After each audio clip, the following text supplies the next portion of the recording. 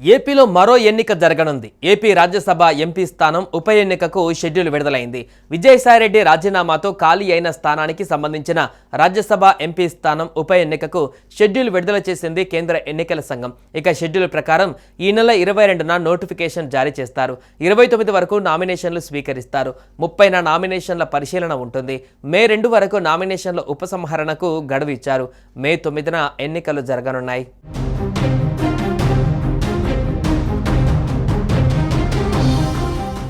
ఏపీలో ఖాళీగా ఉన్న రాజ్యసభ స్థానానికి ఉప ఎన్నిక షెడ్యూల్ రిలీజ్ అయ్యింది. ఈ ఒక్క స్థానానికి కనీసం నామినేషన్ వేసేంత బలం కూడా వైసీపీకి లేదు. కాబట్టి పోటీ ఉండదు.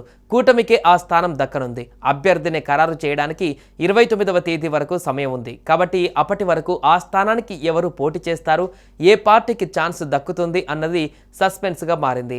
అటు విజయసాయిరెడ్డి రాజకీయాల నుంచి రిటైర్మెంట్ తీసుకుని పదవికి రాజీనామా చేశారు. అయితే ఆయన బీజేపీలో చేరుతారని, అదే స్థానం నుంచి మళ్ళీ ఎన్నికవుతారని కొద్ది రోజులుగా సోషల్ మీడియాలో ప్రచారం జరుగుతుంది. కానీ అలాంటి అవకాశాలు దాదాపుగా లేవని టీడీపీ పార్టీ నేతలు అంటున్నారు.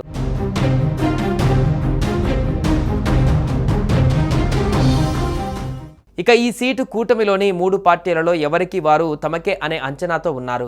సామాజిక సమీకరణాల ఆధారంగా రాజ్యసభకు అభ్యర్థులకు ఎంపిక చేయాల్సి వస్తుంది. వైసీపీ నుంచి 3 బీసీ రాజ్యసభ ఎంపీలు కూటమిలో చేరారు.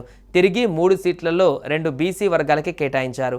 ఇప్పుడు రెడ్డి వర్గానికి చెందిన సాయిరెడ్డి రాజీనామాతో అదే వర్గానికి రాజ్యసభ సీటు ఇవ్వాలని భావిస్తున్నారు. కొత్త అభ్యర్థి జూన్ 2028 వరకు ఎంపీగా కొనసాగే అవకాశం ఉంటుంది.